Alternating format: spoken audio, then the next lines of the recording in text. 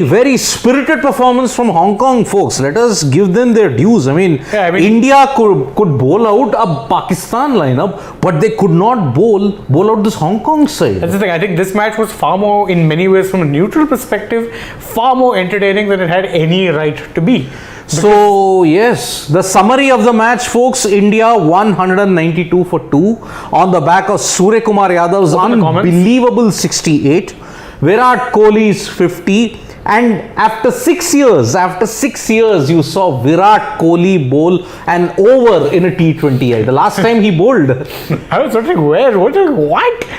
And what was even more surprising, and something that we're going to come to later, is that he took an over of Bhuvneshwar. Yes. But not Avesh Khan. Absolutely. Not AajTak. Hong Kong, in a way, put up a very, very spirited show. Comments, please. 152 for 5. And if you have to say, just check the scorecard out once. Let's open that first. Yep. Yeah. So, scorecard, open that. Scorecard, yeah. So, let us look at who all contributed. Babar Hayat with 41 of 35 balls. Kinchit Shah with a solid 30 of 28. Zishan Ali and Scott McKechnie towards the end, 26 and 16. Look at those strike rates. Zishan with a 152, Scott with 200. Oh. But at the end of the day, the top order, as we had already discussed, Hong Kong's major problem, what was it? In the Asian Cup qualifiers, they were chasing low scores. A total of 192 anyway was going to be very difficult. You can't win a match with strike rates of 100, 117 and 107. You know what happened here actually was, you also have to remember, if we were going over the players, Yasim Murtaza and Nazakar Khan were two of the highest scorers. So the fact that you got them cheap also helped significantly, because look at how they did without their top scorers. Yes. Folks, let me just tell you, the Indian cricket team were not happy. They were slightly subdued. Yes, they did win the match, but remember... So you saw Rohit's reaction. He was just walking off the field. He was just walking off the field, yes. Perhaps it's an indication that he's not probably ruffled, but he's also not very happy with the performance, because I'll come to two very important factors here. Avesh Khan, 4-0, 53-1. Arshdeep Singh 4-0, 44-1. Together the bowling combined 8 overs, 97 runs and 2 wickets. And that's the thing, like with Arshdeep, I think people will obviously be a little more forgiving, because quite frankly, I think this is, like, you have to remember, he's relatively new to international cricket, and of his short international career up till this point, this was the first major misstep. However, with Avesh, people were already questioning his inclusion. He wasn't putting in good performances in the limited chances he got. And to go for 53 runs, I mean, 53 runs against Hong Kong, an associate nation, is unacceptable. Rohit was not happy with the lengths he was bowling. And because that's been a problem recently. Yes. And I have been maintaining it from a long time, Shane. Avesh Khan is more miss than hit when it comes to bowling in the death overs. He had, and he's had one good season, you could say, was 2021 for Delhi. There, I don't think he was that much of a death bowler either. You saw his death bowling get exposed very badly this time around with Lucknow Super Giants. Yes. Because there were, at times he was being used in the death, and then they realized, no, we can't be using Avesh in the death because he's a little one-dimensional. Yes. Hit the deck hard. I'm sorry, folks. All Avesh Khan fans, I'm very sorry. He is not your option heading into the ICC. Yeah, now suddenly someone like Deepak Chahar would be licking his lips in anticipation. Yes. If there is criticism for KL Rahul, if there is criticism for some players who have been getting a very long rope, I'm sorry, Avesh Khan has gotten a long enough rope, and in all the opportunities, be it Zimbabwe, be it even West Indies, he has flattered to deceive. The thing with Avesh was, why it is that we were okay seeing him as that backup pacer was because pre-IPL, he was generally the backup pacer, and again, I think he had decent form at that point. He didn't do too badly. So, in a sense, he didn't do anything to merit being dropped or at least removed for the time being. However, post-IPL, and remember, IPL, he did in fact, cop a bit of a hiding from some teams. He hasn't been the same bowler. I don't think his confidence is fully there. I think he needs to maybe take some time out, go back to the domestic game, and, maybe get some form back, because that's what he needs very badly. Pradeep Srivalsan, I totally agree. Yes, thank God for Sky, else you would be 160 at Hong Kong would have had a chance. I'm definitely watching Pakistan versus Hong Kong now. Time to activate backup. Deepak Chahar for Avesh. Pradeep Srivalsan. Actually, I am absolutely 300% in agreement. Yeah, I totally get. I'm 100% in agreement. 28 runs in the final over. If you take it off that Surya Kumar Yadav hit, and in the preceding 2 overs, if you have to 5 overs 78, take that out. India would not have been able to cross 150. Also, Sobham Sai makes an interesting point. We're saying that, obviously our batters get a lot of flack, but UZ's form has been a bit of a concern in recent times. Yes. Not a single wicket in 2 matches. But today he took a step in the right direction. Yeah, because it's very, very economical. But are we looking at UZ Chahal as an economical holding bowler? I don't think so. No, but today let's give some credit to Hong Kong. If you look at those scorecard stats, can we check out the scorecard again, please? I needed that open here. Yeah. Look at that. They quite clearly had a very simple plan of not targeting. There were certain bowlers they looked to target. I think Avesh definitely was one they wanted to target. You can see it by his stats. Arshdeep, I think they found him a bit wayward today, so they sensed an opportunity there. But otherwise, look, Bhuvi, economy of 5. Ravindra Jadeja, economy of 3.8. UZ an economy of 4.5. They weren't really looking to play. Now, UZ Chahal is the kind of bowler who banks on batsmen looking to take him on, because he'll toss it up, he'll put in, a wrong one, slip in a wrong one here or there. He'll vary his speeds, but he is dependent on bowlers, a batsman trying to attack him. No batsman is trying to attack him. Batsman was attacking him, and that is probably where Hong Kong lost the plot. I mean, look, we all knew that negotiating Bhuvaneshwar Kumar would have been tricky on this particular kind of wicket. But the main concern was the spinners. Total 8 overs for 33 runs by both Bhuvi and Jadeja, by UZ and Jadeja. Correct. So that offset the day that these guys had, Avesh and Arshdeep. Absolutely. 97, 8 overs and 8 overs for 33. It kind of leveled themselves up. So you had to really ensure that, okay, Davis, guys, the ball was coming onto the bat very well after the first innings, 15 overs. Davis cricket. Agreed, but then see, when did India struggle? From overs 1 to 14. From 5 overs, after the first innings, 15 overs, when did Surya get out of the mold? After the 15th over. 5 overs for 78 runs. Total carnage. And it was the first time we saw that the batsmen were dictating terms to the bowlers in this Asia Cup. Because remember, this is the first match where you have seen a total in excess of 150 from both sides. Correct. And also, I see quite a few people asking or making calls for, KL Rahul's exclusion. And we're going to come to that one in a bit. But I think if we start making wholesale changes now, just before a World Cup, then you are again going to be, making the exact same mistakes that you made in 2019, that you then made after one match in 2021. Wholesale changes because, it's not working. Just go up a bit. Slightly up. Yeah, Akash Bharadwaj. So Sky saved us. Absolutely agree. And India death bowling is a concern. India's death bowling will look a lot better once Bumrah is back. No two ways about it. Look, simple change. Bumrah, Arshdeep, Bhuvi. Certainly no one is looking to take anyone. Huh? No one. The only change I see, and even Rahul Rawat has pointed that out, that the only changes that he sees is Jasprit Bumrah in place of Avesh Khan. Right. Arshdeep and Bhuvi play. In case Arshdeep does not perform, then you probably have Deepak Chahar or Harshal Patel. Because Harshal, I still have doubts over his fitness and availability, whether that's going to happen. True.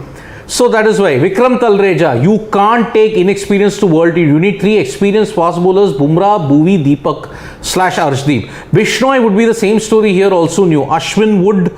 Ashwin, I think, seems everyone's bet at this point for that backup spinner option. So that's fair enough. Look, but again, are you going to play Ashwin in conditions in Australia where for the first time in a very long time, we are all missing the point. For the first time in a long time, you're going to play in October, November, where the pitches are incredibly fresh in Australia.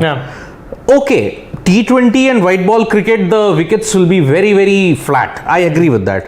But a slight indication, although format is different, the matches that have been held in August in Townsville at the Tony Ireland Stadium between Australia and Zimbabwe, there is hint of movement. Even at the start, first 6 overs, there is a lot of movement. So, are you going to totally stuff them with 2 spinners? I think 2 spinners is the key because Zampa and Agar are playing there. Correct. Now, in this UC Chahal and already Ravindra Jadeja is a bit. Where are you going to fit in Ravi Bishnoi? Because he is the same right arm leg break, although he bowls googly bowlers and get darted in, but he's the same as a UC Chahal if it comes to skill execution. Ashwin could be that backup, but who is he going to back up? Jaddu? And he's going to back up for whom? Deepak Hooda, who's already there. Now Deepak Hooda is making that trip because they are primarily looking at him as a backup. But I think for Hooda, the main reason he gets included was because it was a 5 straight shootout for that backup middle order bat between him and Shreyas. And with Shreyas, there was a legitimate concern that, maybe he can't, his, short bowling demons haven't been completely exercised. Right now, Hooda looks a lot more comfortable on faster tracks. So let's go with him. I think that's the rationale. That's the rationale. So we're not looking at him as a bowling option. I think if that were going to be the case, we'd have seen him bowling in T20s. We haven't seen him bowl in T20s. Can we take more questions? In fact, there's a couple of super chats from the mid innings. I'm so sorry, guys, we couldn't take your comments, but we'll take them now. So Sopan Sai sent one. He said that there's no template. You just need to make a run above the opposition. He's quoting, I think, something that someone on our show had said. So in that case, KL Rahul played very well. We're going to spend some time talking about that, but appreciate your sarcasm. Well done. Clap. 36 of 39 balls today. There was another one, no? Yeah, there was another one. We're just looking at that. So Roy SP is like saying, has the attacking intent been put on hold? Cannot defend the batting in the middle overs. Surya should get more number of deliveries. Might be Virat can open. Yeah, that's the thing. See, here's the conundrum, and I see a lot of people, I think even our host broadcasters are questioning where exactly should you be batting Surya. Look, I agree with the sentiment in the sense that, your best batsman in the middle order should be getting the most number of balls, and that quite clearly right now in this format is Surya Kumar Yadav.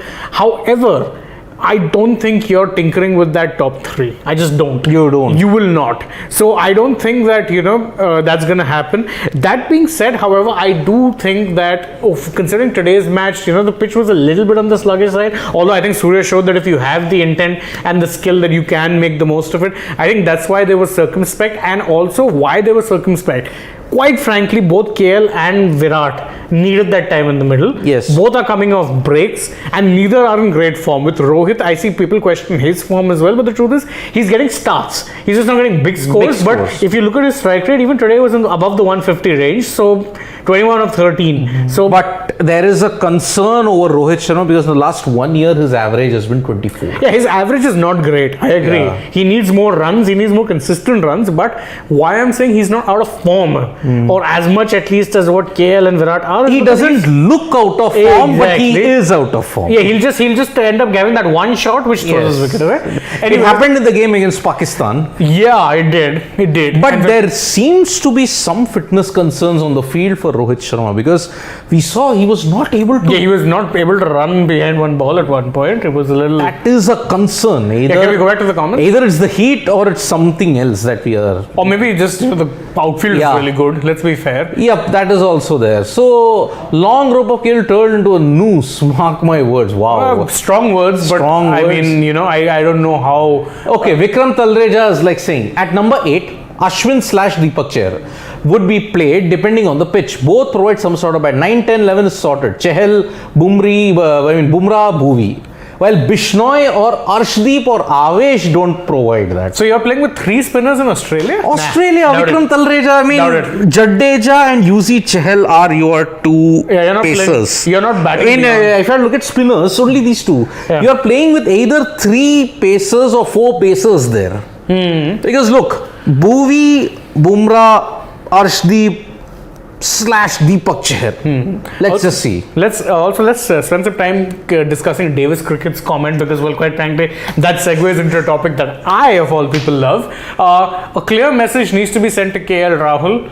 Play and get out, no problem, but do not waste balls. I mean, first off, when we were always discussing KL Rahul, we say that sometimes the strike rate, even though it's the best among the top 3 in recent times, doesn't really say much because all of their strike rates have dropped. However, we have also defended KL on this very platform saying that the guy in full flow can actually be scoring at 150, 160 if he really puts his mind to it. The problem now seems that he's so badly out of form that he's not even trying to be attacking. And I'm sorry, but the whole point of KL Rahul was that he was a flamboyant batsman. So where's the flamboyance? He is just struggling to get back into rhythm. So it was so weird watching him bat. See, okay. Imagine, let's just say that, okay, we put ourselves in KL Rahul's shoes. Yeah. Okay. He hasn't played a single competitive game for 5 months heading into the second ODI against Zimbabwe. Yeah. Okay. First ODI didn't even get a chance because Shikhar Dhawan and Shubman Gill were batting so well.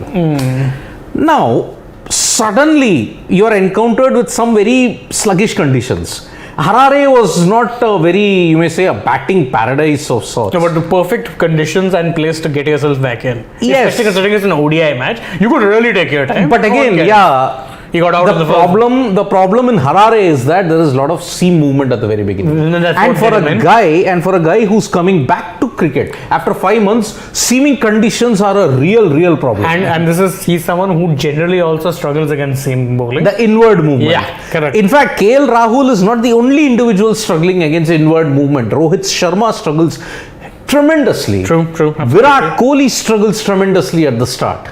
So, okay, he got a 30 odd in the third ODI. Yeah. 30 odd. Here, unpredictability around that off stump saw him drag one back onto the stumps. Yeah. Here, 36 or 39 on a sluggish pitch. But as one of our family members pointed out, the ball was not coming onto the bat in the first 15 overs. It was only coming on afterwards. After the first 15 overs of the first innings, at that time, everything eased off. But for KL Rahul, who is a class batsman and who's done the rigors all over the world in all kind of conditions, perhaps he should have done better. Perhaps. Yeah, I mean, okay, I'm not expecting you find you're out of form. You won that concession. Fair enough. You are out of form. You are not just out of form, you're out of match fitness. Yes. Not played a match since like May. Yep. So obviously, these are mitigating circumstances. And I say fair enough. Okay, don't bat at 150. You're trying to come back into form, bat at 120, 130, something. Yep. 92. 92. This is not an ODI match where that will be considered a fine strike rate. Yes, this isn't an ODI because even Mohammad Rizwan struggled in the first game. Exactly. And he too is in that same mold. Okay, he had a great 2021, but now he's a shadow of his former self. And the thing is that with Rizwan, that has been the template for Pakistan, not just him, because Babar plays the same way. Both of them look to bat patient and bat long, so that they will score a bulk of runs, even if not necessarily at the quickest of rates. Again, let me tell you. India don't have that problem of batting though. Surya's innings put everybody else's struggles in the back burner. Because remember, even Kohli, look, he did hit a 50. But yes, that's great. That's absolutely great. We admire him for at least getting back into a bit of form. But the timing and that reassurance is still not there in Virat Kohli's game. It's not. It isn't. No, because there were times when he did look genuinely that same kind of scratchy that he looked against Pakistan. Again, mistime shots and a better bowling lineup. Could maybe have exposed He's lucky. Yeah. He's lucky that he's playing only against the likes of Hong Kong here. And against the Pakistan lineup that frankly had a combined experience. Shahnawaz Dhani and Naseem Shah both were of just 3 T20 Exactly. Ice. So that is the major concern. Look, the top 3 still are not out of the woods, folks. Surya's 68 was the key difference between 150 and 190. But if you're looking at this thing, why I was talking about Rohit is Pradeep Shivalsan's comment there where he says Rohit was flamboyant, a bit too flamboyant for my liking, but at least, and I'm putting emphasis on that because he's all capped it, seems to be backing the strategy of going hard. And that's the thing, I don't mind. Okay, I'm not expecting 50s or daddy 100s from my openers in every match, but get a start. Yes. Get a big start, and then if you have especially if you have a batsman like Sky in the middle. Yes. I mean, if you get out, what's the harm? Oh, one of my best batsmen of the team will get to bat more balls. The crime. Go hard. Go hard. I'm not saying go hard every match, but at least with Rohit, you saw that, he's talked in public about going hard. Rahul Dravid has talked in public about he was backing that template. The others, I'm just not seeing it yet. And okay, fine, let's put the concession in of, difficult, scratchy conditions. It wasn't the easiest of decks to bat on, and it did ease out significantly later on. But even there, template is to go for runs in whatever match situation you are in. Series with England, Rohit was 33 or 16. He got over the first. He go with the first ball. What if India lost first ball? What about getting to greater than 180 rather than 150s? Again, Vikram, we don't know. This pitch is surprising a lot of players every single day. It was surprising us as well. We couldn't call it for the most part either. The first game, Sri Lanka was Afghanistan. I never thought that Sri Lanka would be all out for 106 because poor application. I did not think that Pakistan would be bundled out of 147. But again, the pitch was different. Hard lengths were flying, but full lengths, you tried to force the stroke, it wasn't happening. Exactly. Also, speaking of players who are struggling, we were talking about Avesh. Ikpreet Singh has an interesting question. He says that, do you think Shami or Chahar are better options than him? I mean, look, let's be fair. All of us on this channel had been calling for Shami's inclusion for ages. But we have to look beyond Shami now. That ship seemingly is sailed. Ikpreet, I think now the selectors are not concerned about Shami. But because Deepak Chahar? Yes. Deepak Chahar has gotten a bit of form. Although I will say he didn't do his chances any good with the poor exhibition of the third ODI. Yeah, but even then, I mean, you can again give him that, see, there's two factors to be made here which are mitigating. One is, of course, he's also coming back after a long injury. 6 months. Yeah, 6 months for pace bowler is hell. Because especially if you're a pace bowler who relies on rhythm to be able to generate movement on a consistent basis, that is time lost. Yes. So that is one. And two, he has a skill set that not many other bowlers, Indian bowlers currently there have. He's very good in the power plays. That was our primary reason for backing Shami so much. Is that Shami, what is his biggest strength? He gets you wickets in the power play. Deepak Chahar is similar. So he has actually not done his chances any harm, especially considering Avesh's form has absolutely nosedived in the past few months. I will just say one thing. If you have to look at Shami, you should have played him in the Asia Cup. Oh yeah, absolutely. And I think Shami, the ship has at least sailed for this World Cup. It's done. Shami is probably your best bet for the ODI World Cup and in the tests. True. I don't think you're looking at him as a bowler in the Australian T20 World Cup in 2022. No, not a chance. Not a chance. Deepak Chahar, I just hope that he gets some game time. Otherwise, he's just going there as a reserve. He's going as one of the backups. Again, as he said, rhythm bowler. I mean, for Jasprit Bumrah, when he had that stress fracture in November 2019, and he came back for the New Zealand series in February, March, it took him close to a month, 2 months to get back into rhythm. Absolutely. And again, Bumrah is going to play after September 20th in the series against Australia. After that, they'll play 3 T20Is against South Africa. Again. So he's got 6 T20Is to prove his fitness. And get back into some kind of rhythm.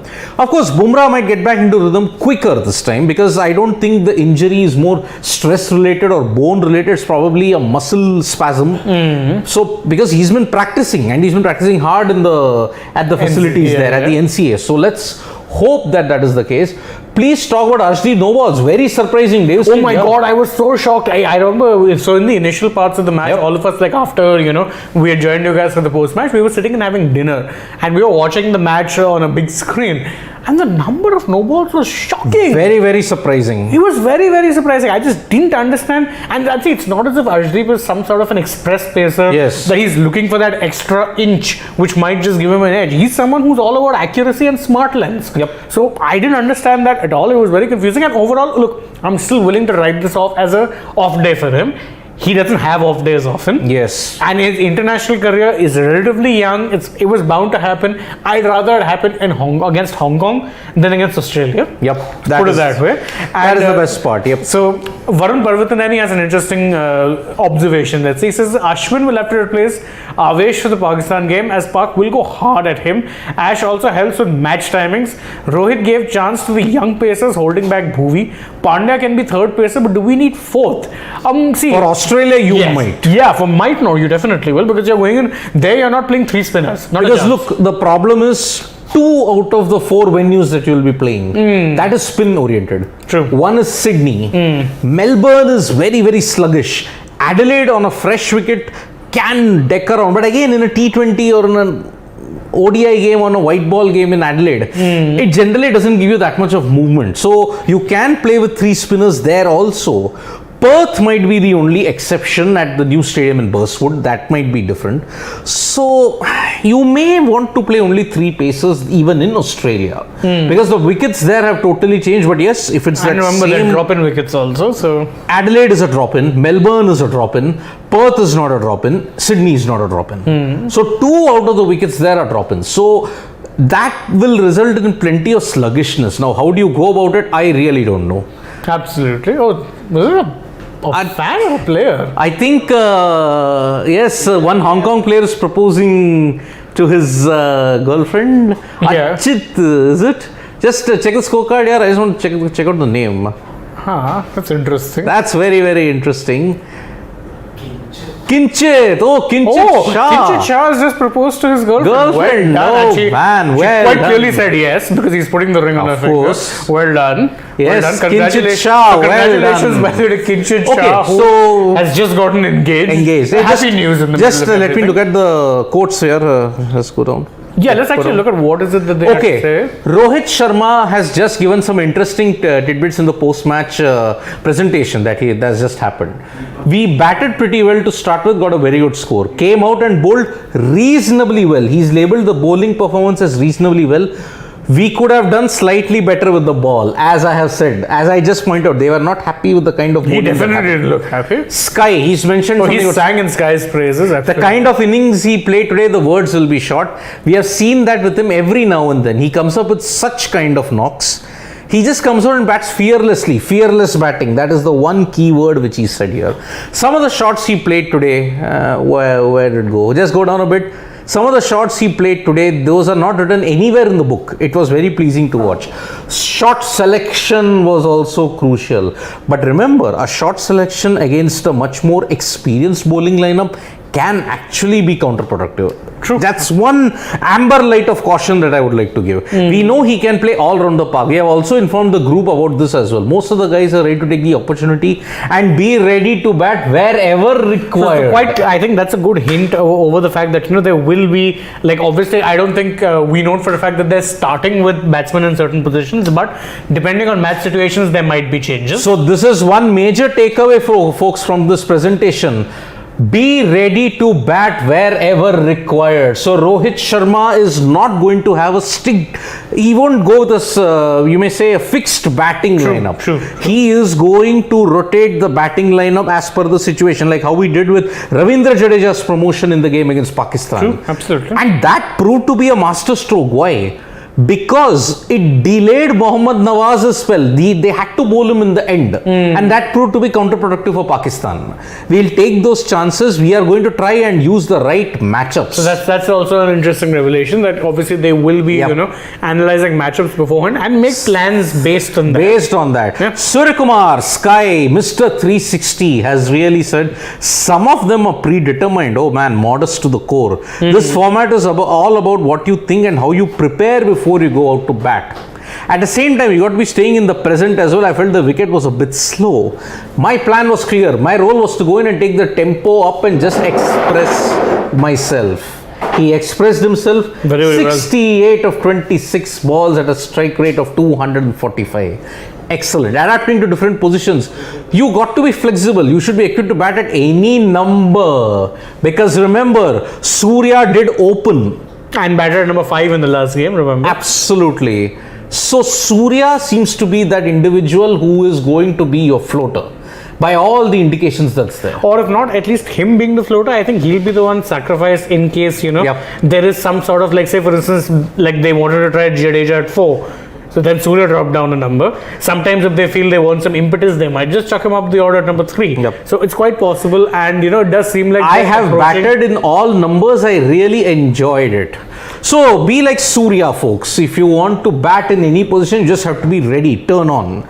But I don't think Surya at max. Huh. 4 or an opener. Because why did Jadeja get that particular position? Because the left arm spinner was bowling. It might be repeated if Bangladesh, suppose if they beat Sri Lanka, they make it to the Super 4s. So that is the thing which is going to happen. And Sanya Puri is a big fan of you, Shane. Well done. Thanks, Sanya, for all the love that you're giving. Thank you so much. Okay, the problem with the top three is fear of failure. They're playing for themselves rather than the team. They're lacking confidence. Aditya Kavlekar. I see debatable as to whether they're playing for themselves, but definitely lacking confidence. You can see that. You could see they're lacking fluency. Kohli and Rahul especially. Yes, I won't say Aditya. Yes, point taken, but they're not lacking confidence. They are lacking fluency. Look at Kohli, even in that match against Pakistan, the timing wasn't there. At all. At all. 35-34, it put India almost on the edge. Because remember, 47 of 52 balls by Rohit and Virat combined in a chase of 148. I'm sorry, that almost had it not been for Hardik Pandya, we would have lost that match. Had it not been for Surya, Hong Kong would have been chasing 155, 160. Quite possibly, yes. And see, 2 matches, 2 wins in the Asia Cup, what you're seeing. Individuals are dragging you out of the conundrum. Also, we haven't clicked as a team yet. And speaking of clicking as teams, I think the Hong Kong team, there's one special note of mention for just how well they played. Yes. Everyone was expecting this to be a rollover of a match, but I think Hong Kong can be very proud of the fact that being an associate nation full of semi-pros, yes, they managed to bat 20 overs against a not weak Indian bowling lineup, mind you. Remember, this is the same Indian bowling lineup that had really restricted Pakistan. Correct. Now, Hong Kong versus Pakistan really takes on a different edge altogether. Because look, they take on each other not in Dubai though, they play in Sharjah. Correct. Now, if Hong Kong pull off a surprise and they beat Pakistan, then then it totally throws the entire tournament wide open. Because look, why we are saying that there is a bit of vulnerability in the Pakistan batting lineup. You're talking about this 3, that the Fab 3 is, they're playing for themselves and they're lacking confidence. Aditya, I would rather put it down to Pakistan playing that kind of a way. Rizwan and Babar, their strike rates have never been phenomenal. But at least they were getting you runs. Now that's not happening. Now that is not happening. Look at Rizwan in particular. Exactly. Asif Ali might be another. Khushdeel Shah, Iftikhar Ahmed. These 3 guys, okay, they are just hit and miss, unfortunately. Unfortunate. So that is why I will just say, please, this kind of template that you're saying probably applies to Pakistan. It does. And that's why I think Hong Kong might fancy their chances. They can get 2 early wickets. Because if you get rid of Rizwan and Babar, fucker, we know for a fact his form has been very hit and miss for a while now. Yeah, but in fact, so if you get rid of those 2, suddenly you're looking at, in fact, even if you don't get rid of them, they'll bat a while, and if they can't find fluency. But as you say, KL Rahul bats only against the minnows. Babar Azam also does the same thing. Babar Azam knows how to get runs against minnows, absolutely. But folks, I'll just use this platform to just say, okay, we are all appreciating Virat Kohli and Suryakumar Yadav. But why should we appreciate? Devil's advocate, they only scored it against Hong Kong, folks. But then, what do we say at the end of the day? Runs are runs against any kind of opposition that comes. If you have to respect Kohli and Surya's knock against Hong Kong, you have to respect Babar Azam's contributions against the lesser teams. It is no point calling them Zimbabwe or all these kind of things. You play against the opponents that you get. And by the way, why do we have to sit on this obnoxious and elitist pedestal wherein we say, okay, this is a major gripe I have towards all the fans that say that, oh, Babar Azam is just not, he scores only against the minnows. How many times have India done, what all has India done for the associates? Have they played them more often? Have they called them over to their country to play? Apart from the financial assistance that they continue to provide, have they done any bit of thing? No. India is only concerned about playing only against Australia and England. Where are they going to play 5 and 4 test cycles and 3 test series against all the other nations? Only 2 tests. You did not even consider yourself up there to play 3 test series against New Zealand, the reigning ICC, the World Test Championship champions. So you cannot criticize Pakistan for playing against the lesser teams far often. That is disrespectful, and you do not understand the dynamics of the game. So if anybody gets a knock against any opponent, we have to learn to respect that.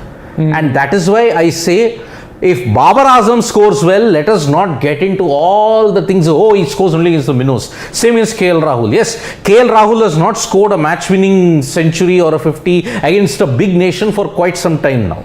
Agreed. But he has done it in the past. Same with Babar Azam. So that September 2 match, I think it's on September 2 or September 3, that ODI, that T20I is going to be really Hong Kong versus Pakistan. Pakistan at Sharjah. In fact, now the next two matches that are coming our way are both essentially shoot-offs for the final two, Super Tomorrow, 4 Sri Lanka. Tomorrow, Sri Lanka, Bangladesh. Very, very important. If Sri Lanka loses, they're out. Same for Bangladesh. Yes, if Bangladesh lose, they're out. Yeah, because Afghanistan have guaranteed. So it's basically a case of, here it's simple. It doesn't matter what your net run rate is. Yep. You win the match, you're through. You lose the match, you're out. And then, of course, the same will be happening once Hong Kong take on Pakistan. Whoever wins that match, and obviously we are putting Pakistan as favourites for obvious reasons. Yep. But whoever wins that match is through. So obviously, those matches we're definitely excited looking forward to. So India have joined Afghanistan into the Super Fours. That's half of the Super Fours sorted. The rest of the half will be sorted over the coming days. Yes. Next 2 days. Yep. So tomorrow is Sri Lanka versus Bangladesh, a very, very important and a very volatile clash. Sri Lanka versus Bangladesh has often led to tensions. And in recent times, after the Nidahas Trophy especially. Oh man, that was unbelievable. And frankly, that was when Bangladesh lost a lot of fans because their behavior was, I'm very sorry to say, was not up to the mark. It was absolutely unwarranted. I was there at the venue, I saw. You cannot take anybody off the field for a bad umpiring decision. Rishabh Pant almost did that for the Delhi Capitals in the IPL, which could have been very, very disgraceful. But luckily, better sense prevailed and didn't happen. Yes, so that in that way, there are questions galore for the Indian top order heading into the business end of the Asia Cup now. This is done. This was just a curtain raiser, a trailer. Now the real picture begins from September 4th. Remember, if Pakistan win, then we have India versus Pakistan Chapter 2 in the Asia Cup on 4th September. Apart from that, let's hope that we see better matches in the coming days. Yeah, in fact, two exciting matches, plenty of stakes for both of them. Yep. So I'm looking forward to it for sure. I hope you guys are as well. And don't forget. And by the way, just before I sign off, inexperience of the Hong Kong team. Remember, they did not review an LBW against Suryakumar. Oh yeah, oh yes. The major talking point in that also, folks, we just want to highlight. There was one delivery which Surya tried to paddle. It just missed leg stump and it was given a wide. But replays showed that was hitting the back boot. Yeah. Back boot. If they had reviewed that, they would have to chase 20-25 runs less. So Hong Kong will have to really rue these two particular aspects of their inexperience, folks. Yeah, but again, even considering the fact that this is an associate team made up of semi-pros, I think they're going to be pretty happy with the kind of performance they put in. Yep, they are 150 odd runs against India, champion side. Yes. Yeah. Very spirited. You have no reason to be ashamed of that performance. Yep. In fact, for us, obviously, the thing was, do they bat 20 overs? They did. They did, losing only 5 wickets. Exactly. So Pakistan better take note, folks. They are not going to give up so easily. Yeah, absolutely. So thank you so much, folks, for joining us for this India versus Hong Kong game. We'll be back tomorrow with Sri Lanka versus Bangladesh. Oh, yeah. We'll know our third Super 4 team in that. We'll be there for the post, mid and the pre, mid and post analysis. Thank you so much, guys. Subscribe to Sports Today for all the latest news and analysis. Don't forget to check out even the Sports Talk English website and download the Sports Talk app. Like, share, subscribe, comment, all that stuff. On Facebook, Twitter and Instagram, folks. Right. Bye-bye. Thank you. Good night. Vanakkam.